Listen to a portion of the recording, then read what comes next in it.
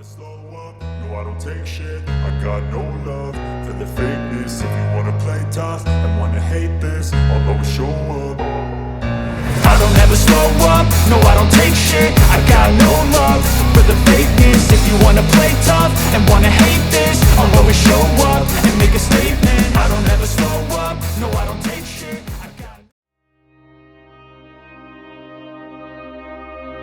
Keramat Sunan Bonang yang bisa membelah diri saat lawan Lokajaya.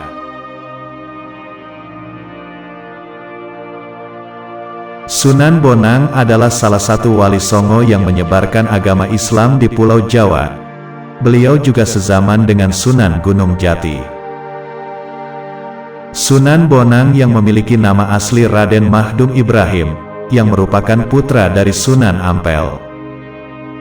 Dalam dakwahnya, Sunan Bonang menggunakan pendekatan kebudayaan. Selain itu juga Sunan Bonang memiliki banyak keramat dalam menjalani dakwahnya menyebarkan agama Islam di Pulau Jawa. Suatu hari Sunan Bonang berhadapan dengan perampok yang terkenal sadis yang bernama berandalan Lokajaya. Diketahui, Lokajaya merampok dan tak segan membunuh orang yang melintas di hutan-hutan belantara tempat kekuasaannya. Sunan Bonang yang melintas dengan pakaian sangat gemerlap langsung menarik perhatian Lokajaya, dan Lokajaya pun berusaha merampok Sunan Bonang. Namun, Sunan Bonang mengeluarkan kesaktiannya untuk melawan Lokajaya yang terkenal sadis tersebut.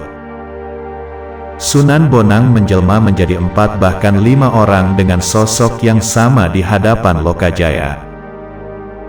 Sosok-sosok Sunan Bonang kemudian mengepung Lokajaya yang akan merampoknya.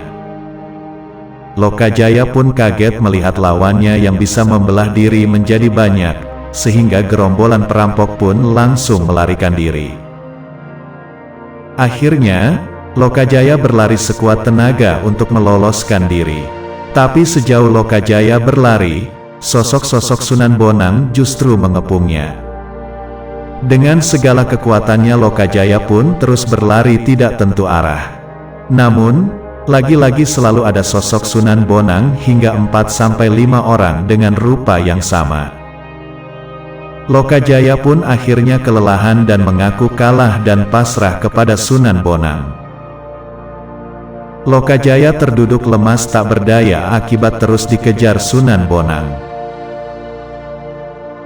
Sunan Bonang pun mendekati Lokajaya yang sedang ketakutan. Lokajaya kemudian meminta ampun dan bertekad untuk bertobat. Hamba berserah diri pada Paduka. Demikian ucap Lokajaya. Kamu betul-betul bertobat padaku? Tanya Sunan Bonang.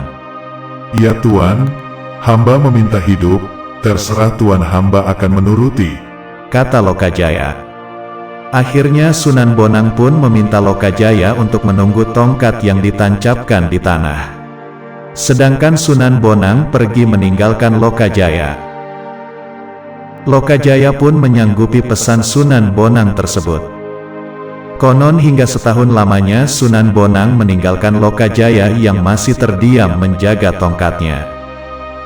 Suatu ketika Sunan Bonang teringat bahwa tongkatnya tertinggal di hutan. Beliau pun datang untuk mengambilnya.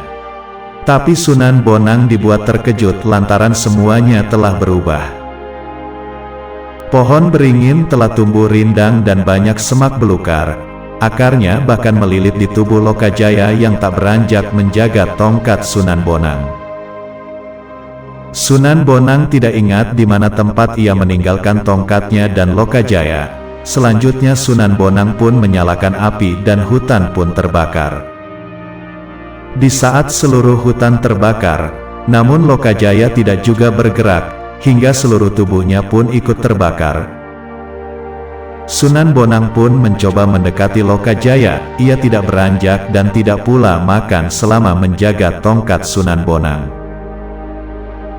Namun Lokajaya tidak mengetahui kedatangan Sunan Bonang. Hingga akhirnya Sunan Bonang membuat nasi hangat, kemudian diberikan kepada Lokajaya.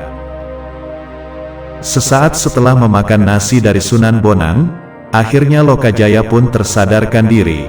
Awalnya ia belum bisa berbuat apa-apa, Kemudian Lokajaya pun diminta oleh Sunan Bonang untuk memakan nasi hangat tersebut. Setelah dibacakan lantunan azan, kesadaran Lokajaya pun perlahan-lahan mulai pulih, dan Lokajaya bersegera bersujud di kaki Sunan Bonang yang dia anggap sebagai gurunya. Dengan segala kerendahan hati, jika ada perbedaan versi mohon dimaafkan. Baiknya ini dijadikan bahan rujukan sehingga kita bisa mengambil hikmah dari kisah ini. Semoga informasi ini bermanfaat untuk kita semua.